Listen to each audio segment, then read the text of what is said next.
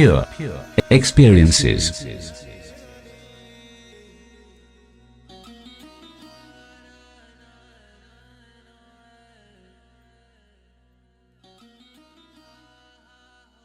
Welcome to the voice version of my blog, Pure Experiences. You are listening to the article, Creating the Experience, published on the 6th of June 2016 by Tarun, published on pureexperiences.blogspot.im. We have seen in the previous articles, some strange property of the presence is responsible for the birth of the self. We now explore the even stranger aspect of the presence, which is the experiencing. It's not merely a random process of modulations happening in the presence, it has some interesting properties. Not only does experiencing form impressions on the presence, it also self-organizes itself in the form of various structures, equivalent to say that the presence self-organizes itself. Or in other words, it creates.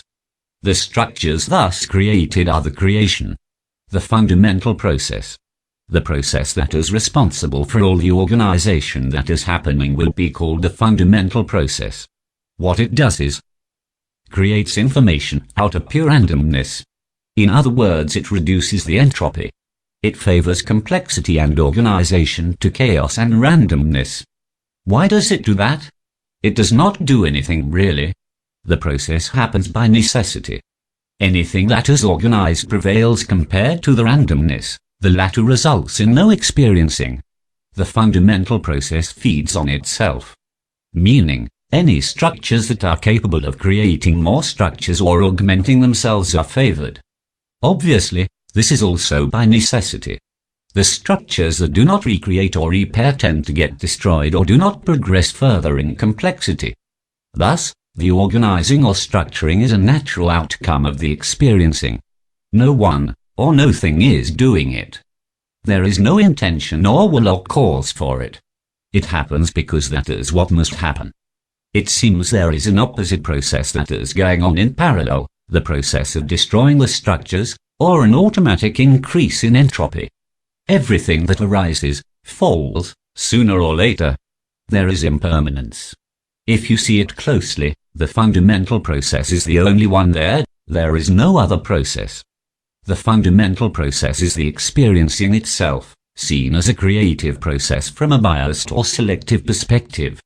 We choose to see it as self-organizing, when actually there is not much happening. It's all perpetual experiencing, perpetual impermanence, because the experiencing cannot stop, else it remain experiencing. It becomes pure presence once it stops. The structures rise and fall on their own, and when they rise, we can choose to see them as arisen because of the fundamental process.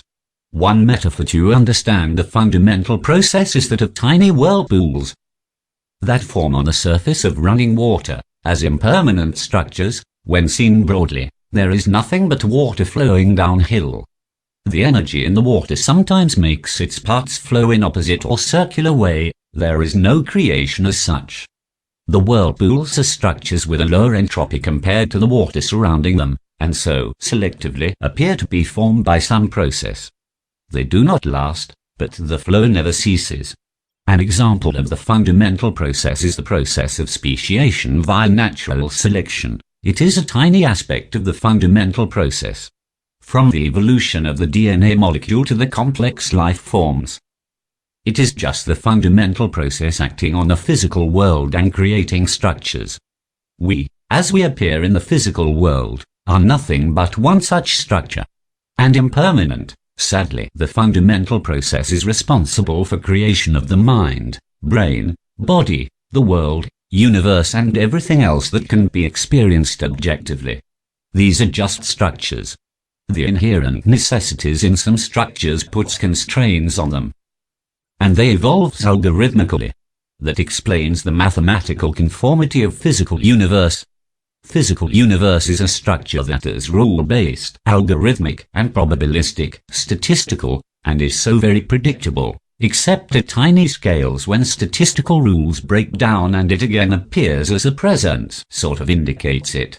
It is debatable if there are other meaningful non-physical structures or other universes or even stranger things like disembodied minds. Nothing in the fundamental process prevents them from existing. However, if it is not your experience, then they are as good as non-existent. Explore the possibilities, they are infinite. The mind as a collection of contents. As we saw earlier, contents appear in the experience. These are then structured in the form of knowledge. It is an organized form of experiences. No experience means no knowledge. Knowledge pieces that fit together give rise to understanding, yet another structure. Impressions form memory, one more strange thing for you to ponder. It has a temporal quality.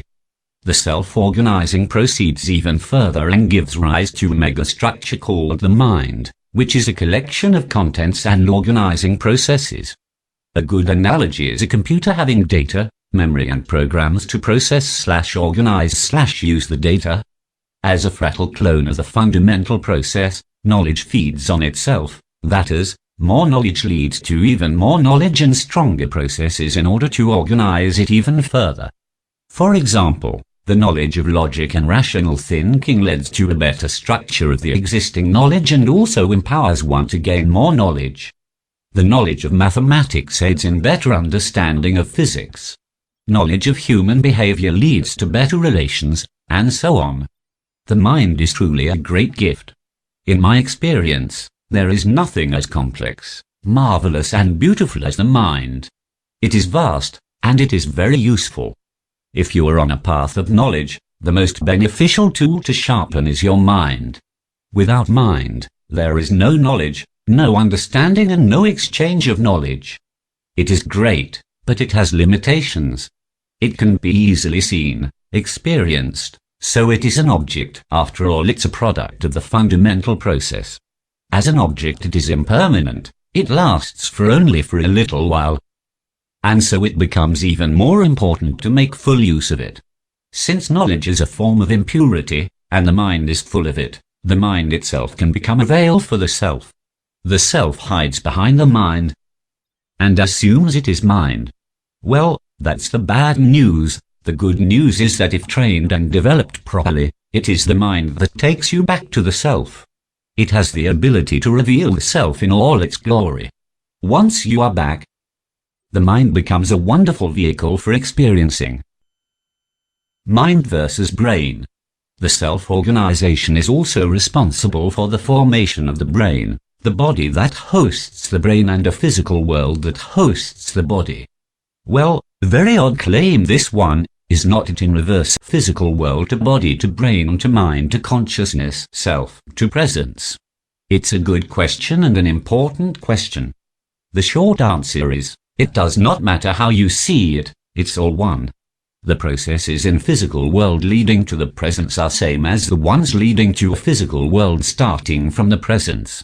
It's none other than our old friend the fundamental process. Your point of view decides the causal direction. That direction is not one-sided. It is only your perspective that defines the direction.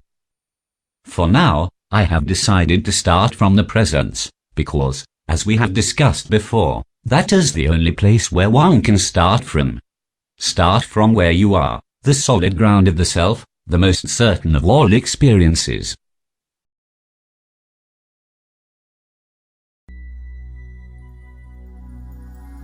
Pure experiences. You were listening to Pure Experiences by Tarun Pradhaan. Find more on pureexperiences.blogspot.in. Text-to-speech conversion courtesy of naturalreaders.com and ttsreader.com via Google TTS.